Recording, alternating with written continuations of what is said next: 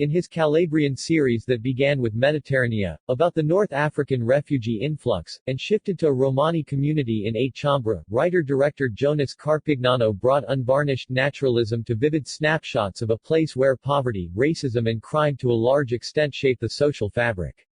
He completes the trilogy with a Chiara, for the first time focusing on a young female protagonist and delivering what's arguably his most accomplished and affecting film to date.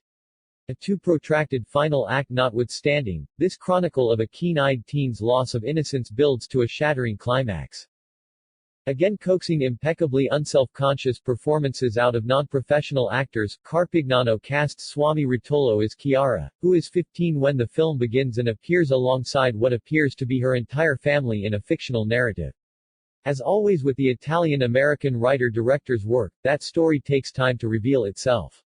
But there's a new urgency to the drama once it kicks in, a more haunting intimacy that comes in no small part from the churning depths of Rotolo's central performance as Chiara slowly absorbs shocking discoveries about her adored father.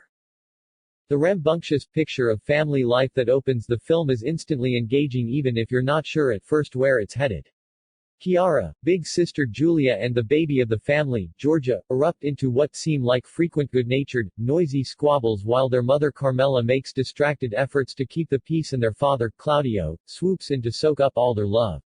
This is very much a male-dominated world, but he seems content to let the women rule at home. There's excitement in the air because of Giulia's 18th birthday party, a big community event with all the extended family present, and Tim Curtin's limber handheld camera weaving among the guests. Carpignano amusingly captures the way Italian teenagers, especially in small regional towns like Gioia Tauro where his trilogy is set, have cell phones and contemporary fashions but still rush the dance floor for kitschy vintage hits like Raffaella Cara's Tuca Tuca from 1971, indicating a place where the present is never very far from the past. Claudio declares Giulia the dance contest winner because it's her birthday, but Chiara is clearly his favorite and she gets mildly anxious when her uncles catch her smoking and threaten to tell him.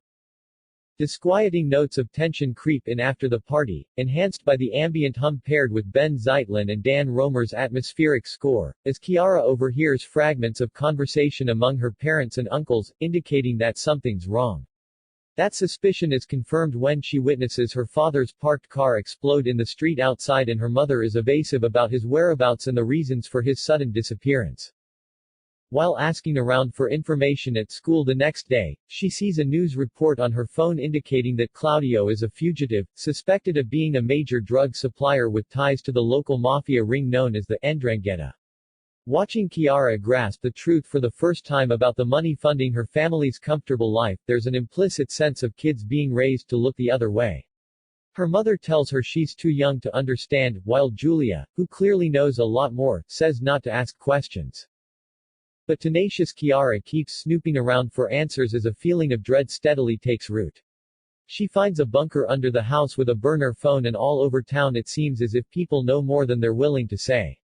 Threading together the trilogy, all three of which have premiered in Cannes, she encounters characters from both Mediterranea and Chambra in her sleuthing. When she is hauled into the principal's office for skipping school and getting into scrapes with her classmates, Chiara doesn't receive the usual warning. Instead she and her mother are informed about a social services program in which the court separates at-risk children from their families until they turn 18 in an effort to break the hereditary chain of the Malavita. That kind of cultural specificity distinguishes the film from the average coming-of-age story. Without in any way letting a Chiara become conventionally movie-ish, Carpignano deftly ratchets up the thriller factor as his protagonist takes flight and refuses to be intimidated by her uncles, forcing an intense confrontation in which her eyes are fully open to the stark truths of the family business. The payoff in these scenes is substantial, with Curtin's camera on constant alert for each new spark of understanding as it plays out across Rotolo's expressive face. Wrapping up his stories is never Carpignano's strong point and at 2 full hours, this one could have used greater economy. But the slow burn power of the drama is formidable and there are moments of separation that pack searing poignancy. There's also a pleasing symmetry in the decision to bookend the film with another 18th birthday party, providing insights into the contradictions of late adolescence, a time suspended between carefree childhood and the bruising reckonings of adulthood. A Chiara, which translates as to Chiara, is the most polished of Carpignano's three features, though it still maintains enough grittiness and rough edges to fit the material.